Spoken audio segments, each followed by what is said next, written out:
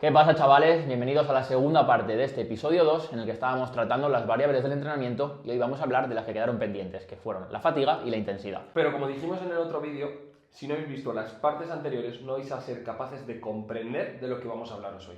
En la parte anterior de este episodio tratamos cuál sería el volumen de entrenamiento efectivo y esto está íntimamente relacionado con las otras variables de las que vamos a hablar hoy. Así que lo primero que tenéis que entender es qué es la intensidad, que no es más que el grado de fuerza con el que se manifiesta algo, como una magnitud física, un fenómeno, y más en concreto, en lo que es el entrenamiento de fuerza, que seguro que es lo que os ha traído aquí, entendemos esto como cuánto nos ha costado una serie o el grado de esfuerzo que hemos aplicado en esta. Y para medir esto tenemos dos indicadores, el RIR y el RPE. Primero vamos a empezar hablando del RPE, que como dicen sus siglas es el rango de esfuerzo percibido, solo que están en inglés. Simplemente sería valorar del 1 al 10 cuánto nos ha costado una serie. Y como ya os habréis dado cuenta, esto es puramente subjetivo y va a depender muchas veces de vuestra capacidad de esfuerzo, relacionada directamente con el nivel que tengáis en cuanto al entrenamiento, de la fatiga que tengáis ese mismo día. Esto realmente es un problema, porque al final estamos condicionados por cómo nos sintamos ese día y el mismo peso a las mismas repeticiones puede parecer que nos cuesta más. Por otro lado, tenemos el RIR, que como bien dicen sus siglas, sería Reps in Reserve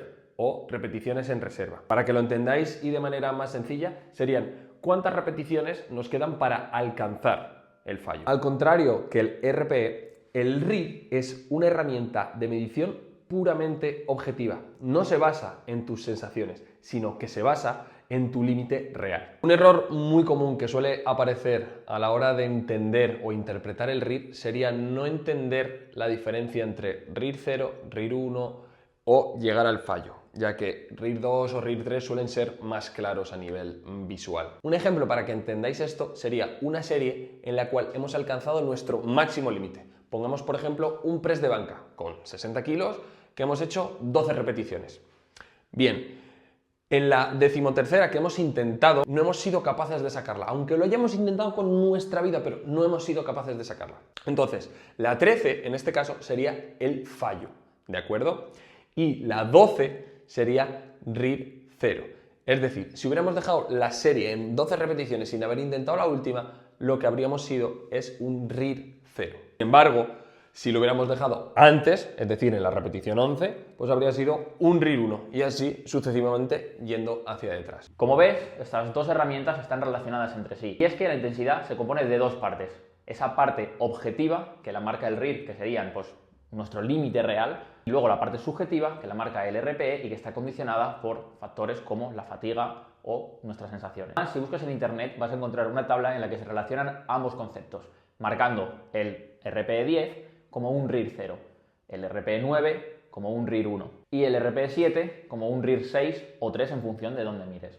Pero esto la verdad que no tiene mucho sentido, porque es muy difícil relacionar una variable tan objetiva como el RIR con una tan subjetiva como el RPE. Es más, para que lo entiendas, si alguna vez has probado a tirar un PR, a levantar un peso máximo, algo que calificarías como un RPE 10, y durante esa toma de marcas has hecho alguna aproximación y has tirado un peso que calificarías como un RPE 7, estoy seguro de que por mucho que hayas sentido ligero ese peso, no dirías que eres capaz de hacer 6 o incluso 3 repeticiones más con él. Y es que si atendiésemos a esta tabla, lo que nos dice es que sí que podríamos haber hecho esas repeticiones más. Y entre tú y yo, los dos sabemos que eso no es verdad. Por último, nos gustaría comentaros que hay una última herramienta de medición, como podéis haber visto en la tabla, llamada porcentaje del RM. Esto no es nada más que medir nuestra intensidad basándonos en nuestro peso máximo que hemos movido, atendiendo a porcentajes sobre esa carga. Pero la verdad no quiero ahondar mucho en este tema, ya que de cara a la hipertrofia no tiene mucho sentido, porque tiene un problema y es que se desvirtúa a lo largo del tiempo, ya sea porque nos hacemos más fuertes y por lo tanto nuestro RM aumenta y los pesos proporcionales por lo tanto no serían correctos, o por el contrario, si estamos más cansados y nuestro RM baja, esos pesos van a ser demasiado altos para nosotros y no se van a adaptar correctamente. Una vez conocemos la intensidad y cómo medirlo, es momento de saber lo más importante. ¿Cómo puedo saber si estoy entrenando de verdad intenso? Partiremos del punto de que nuestra intensidad tiene que ser siempre lo más alta posible. Eso sí, con unos pequeños detalles en cuenta. Y es que la técnica tiene que estar totalmente estandarizada, controlando las paradas y la excéntrica. Y debemos de ser capaces de controlar nuestra fatiga. Teniendo en cuenta esto, es momento de hablar de las series efectivas.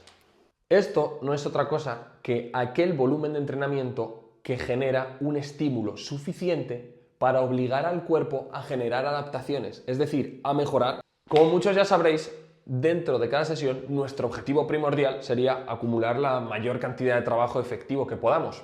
Y para esto hay un pequeño detalle que hay que tener en cuenta, y es que las primeras series que hagamos, es decir, los primeros ejercicios de la sesión, van a ser las más estimulantes. Una vez sabiendo esto, y de cara a crear nuestra propia planificación, lo más inteligente en este caso sería colocar al principio las series de los grupos musculares los cuales queremos priorizar. Y ahora, para cerrar el concepto de intensidad, vamos a enseñaros cómo podéis llevar esa teoría a la práctica. La clave para esto sería que te grabes.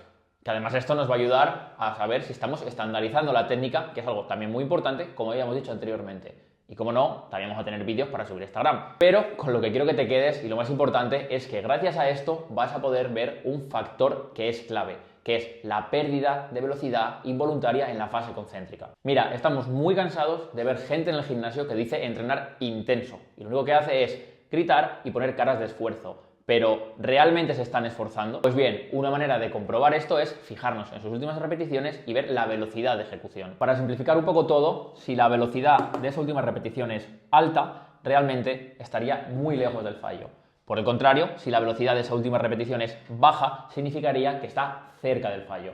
Esto ocurre porque según nos vamos acercando al fallo, como consecuencia natural del cuerpo, ya que el músculo no puede reclutar más fibras, esa velocidad disminuye. Eso sí, como habíamos dicho antes, es muy importante que esto ocurra de manera involuntaria, ya que tampoco quiero que ahora, además de gritar y poner caras, empecéis a hacer vuestras últimas repeticiones como si fuese una película. A modo de resumen, en el vídeo de hoy hemos tratado temas súper importantes como qué es la intensidad, las herramientas que tenemos para medirlas. Pero como no vivimos en un mundo idílico, entrenar de manera intensa tiene sus consecuencias. Y eso nos lleva al siguiente concepto que explicaremos en la siguiente parte de este vídeo, que es la fatiga y cómo manejarla. Así que ya sabes, si quieres conocer todas las variables del entrenamiento, quédate al siguiente vídeo. Como siempre, si quieres ver toda la serie entera, no te olvides de suscribirte para ir viendo los próximos vídeos, dejar un me gusta y si tienes alguna duda, también dejarnos un comentario.